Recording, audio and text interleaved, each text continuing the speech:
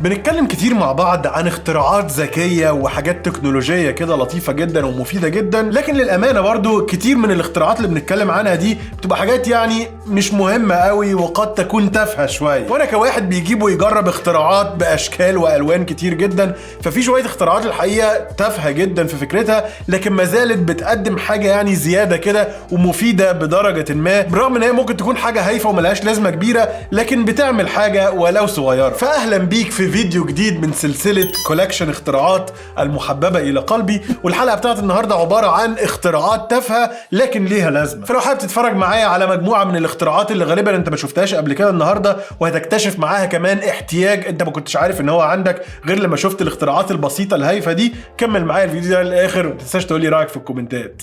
يلا بينا.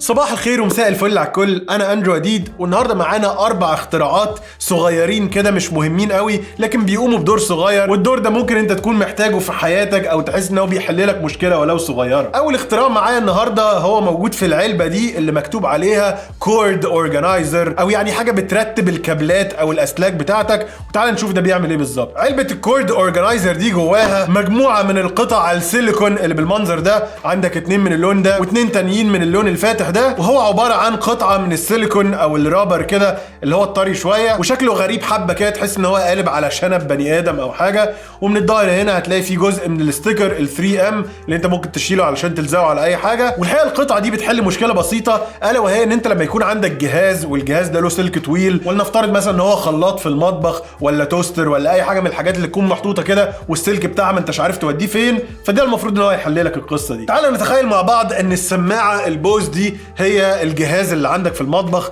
او الجهاز اللي له سلك طويل يعني، وزي ما انت شايف السماعه طالع منها سلك، والسلك ده يعني ما بتبقاش عارف عاده توديه فين كده. لو انت عايز تخليه مثلا مركون على جنب مع السماعه ولا حاجه، تفضل بقى تلفه كده وخلاص. ممكن تقعد تلم السلك مع بعضه بقى بالحاجات اللي زي دي كده اللي بتقعد تبرمها وتلفها، لكن الحل التافه المهم شويه او المفيد شويه هو القطعه دي، لان القطعه دي انت ممكن تشيل الاستيكر اللي عليها وتقوم لازقها كده على جنب الجهاز بتاعك، وهتلاقيها لزقت في الجنب بالمنظر ده، وساعتها بقى تقعد تلف السلك بتاعك بالمنظر ده هنا كده في كده في كده لغايه ما تلف السلك كله حوالين القطعه دي بالمنظر ده، وفي الاخر خالص تقدر تحط الجزء بتاع الفيشه في الفتحه اللي في النص دي هنا كده، فتقوم ماسكه ويبقى عندك السلك ملموم جنب الجهاز كده، وما هواش بقى مكلكع على الارض كده ولا عامل زحمه ولا اي حاجه. فكره هايفه لكن ليها لازمه شويه، او ملهاش الصراحه مش عارف. المجموعه دي انا كنت اشتريتها من على امازون امريكا، ال4 قطع بحوالي $8، سيب لك اللينك بتاعهم تحت الفيديو على طول. تاني اختراع معانا، شايف هذا الشيء اللي انت اكيد عارفه موجود عندك منه في الحمام كده، وهو معجون السنان اللي انت بتهينه يعني حرفيا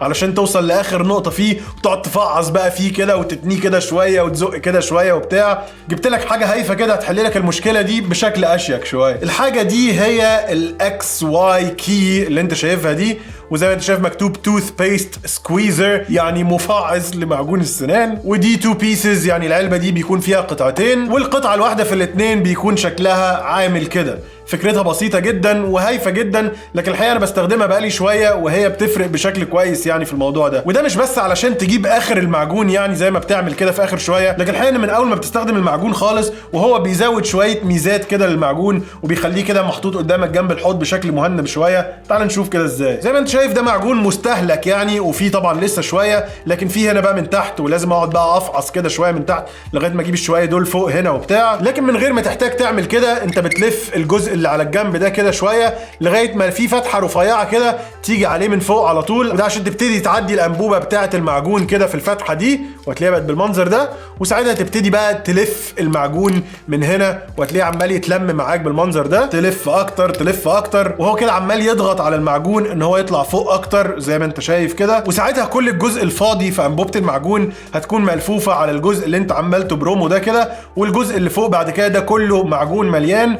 وبقى غير ان انت بتوصل لغايه اخر شويه، انت تقدر ان انت تكون سايب المعجون كده واقف قدامك جنب الحوض او حاجه، شكله مهندم اكتر شويه من ان انت تبقى رامي كده بس انبوبه المعجون كده جنب الحوض وخلاص. وكل ما هتخلص شويه، كل ما هتلف شويه اكتر، كل ما هتضغط الجزء اللي فاضل لغايه ما تجيب اجله خالص بقى، وساعتها هتبقى فعليا اخدت اخر قطره في انبوبه معجون السنان دي، وهنا تبقى القطعه دي قامت بدورها. برضو قطعة هايفة شوية لكن ليها دور مش وحش يعني، ولو دور بسيط وصغير جدا. العلبة اللي فيها قطعتين دي برضو جبتها من امازون امريكا، الاتنين كانوا بحوالي $10. سيب لك برضو اللينك تحت. وتعال نشوف الاختراع الهايف اللي بعده. الاختراع اللي بعد كده هو الكيس اللي مليان من قطع كتير جدا كده بنفس الشكل، والقطع دي كلها عبارة عن عجل او كاوتشات بتلزقهم تحت اي جهاز صغير عندك كده، عشان بدل ما انت عمال تحركه وتزحزحه مثلا على الرخامة، او لو ترابيزة صغيرة عايز تحركها وما فيهاش عجل، انت بتلزق العجل الصغير ده جدا كده من تحت عشان تقدر تحركها بسهولة اكتر ما انت تقعد تجرجرها كده من غير كاوتشات. الكيس ده جواه 32 قطعة من دول،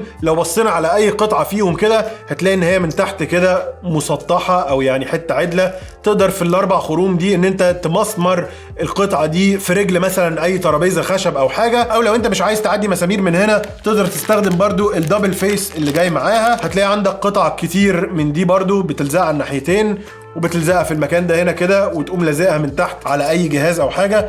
هنجرب كده في حاجه هنا. والجزء ده هو اللي فيه العجله المعدنيه اللي بتلف في كل الاتجاهات 360 درجه، عشان تخلي برضو انك تجر او تحرك اي حاجه على الارض او على ترابيزه اسهل بكتير. فتعالى نتخيل ان الكرتونه دي كده بتاعه الميتا كويست 3 اللي عملنا عنها الفيديو اللي فات، ما يفوتكش لازم تشوفه. هي الجهاز اللي عندي على رخامه المطبخ اللي انا حابب احط له كاوتش من تحت، او الترابيزه الصغيره اللي عندي على الارض. فهقوم لاففها كده من الناحيه الثانيه، ونجيب اول واحده ونلزقها هنا بالمنظر ده، ونشيل الاستيكر الثاني ونلزقها هنا كده، ونكرر الموضوع ده بقى في الاربع زوايا، وكده الاربعه يبقوا اتلزقوا. وساعتها بقى لو عايز تحرك القطعه او الجهاز او الترابيزه دي على اي حاجه، الموضوع هيبقى بسيط جدا بفضل العجل اللي تحت. كنت جبت الكيس اللي فيه 32 قطعه دول بحوالي $13، برضه هسيب لك اللينك تحت. وتعالى نتكلم عن الاختراع الرابع التافه اللي يعني ملوش لازمه قوي غير في حالات بسيطه جدا. الاختراع ده زي ما انت شايف مكتوب عليه ديش واشر ماجنت كلين ديرتي ساين، وده باختصار عباره عن هذه القطعه المعدنيه اللي هي عارف لما انت تكون مثلا عندك غساله اطباق او غساله هدوم في البيت، والحاجه اللي جوه ما انتش عارف هي مغسوله ولا نظيفه ولا مش نظيفه ولا ايه، فبدل ما تروح بقى تفتح غساله الاطباق وتبتدي تشم الاطباق اللي جوه وتلاقي ان هي ريحتها لسه مش حلوه، فتعرف ان هي مش نظيفه، فما تاخدش حاجه من جوه تحط فيها الاكل بتاعك. المفروض بقى ان دي حاجه هتسهل العمليه دي سن. وده باختصار ان الشخص المسؤول عن غسيل الاطباق مثلا في غساله الاطباق، اول ما يبتدي يحط فيها الاطباق اللي مش نظيفه وتكون لسه هتتغسل، يقوم حاطط القطعه المعدنيه دي على الديش واشر على طول، وعندك ده كله مغناطيس من هنا علشان تمسك على طول في الغساله بالمنظر ده. وساعتها اي حد هيقرب هيعرف على طول ان الحاجه اللي جوه لسه ما اتغسلتش ومش نظيفه. واول ما الغساله تخلص والحاجه تبقى نظيفه جوه بس لسه ما اتفضتش مثلا، او حد بقى عايز يروح علشان ياخد حاجه منها علشان يبتدي يستخدمها، فعلى طول لو الحاجه نظيفه هيكون الشخص عامل الجزء ده على ناحيه الكلين، وبكده اي حد هيقرب من الغساله دي سواء بتاعه الاطباق او الهدوم او اي حاجه هيبقى عارف ان الحاجه اللي جواها نظيفه، مش محتاج انه يروح بقى ويجرب وهو وحظه. فكره بسيطه يعني وهايفه شويه لكن ممكن تنفع بعض الناس. بس هو بصراحه اللي لفت نظري ان هي معموله بجوده تصنيع عاليه قوي، يعني الخامات كده، وبص السحبه دي يعني ايه ماسكه نفسها كده، ويعني تحس انها بريميوم الصراحه في نفسها، والمغناطيس اللي هنا وبتاع يعني بريميوم على حاجه مش مستاهله قوي انها تبقى بريميوم الحقيقه. هذه القطعه المغناطيسيه انا كنت جايبها برده بحوالي $7، لو انا حاسس ان هو كتير عليها برده للامانه، لكن برده هسيب لك اللينك بتاعها تحت لو انت شايف ان حاجه زي كده ممكن تكون مفيده او يعني ليها لازمه بالنسبه لك. وبس كده، دي كانت يعني مجموعه من الاختراعات التافهه اللي ليها لازمه شويه او ممكن تكون مفيده ولو بشكل بسيط لشويه ناس. لو عجبك الفيديو ده تنساش تعمل لايك للفيديو وتشترك في القناه لو لسه ما اشتركتش. تنساش كمان تتابعني على انستجرام وتيك توك لفيديوهات قصيره لطيفه كده وستوريز يوميه، تلاقي كل اللينكات موجوده تحت على طول. لو عندك سؤال في اي حاجه او افكار لفيديوهات حابب تشوفها اكتبها لي برده كلها في الكومنتس وانا هقرا الكومنتات كلها، واشوفك في الفيديوهات الجايه. سلام.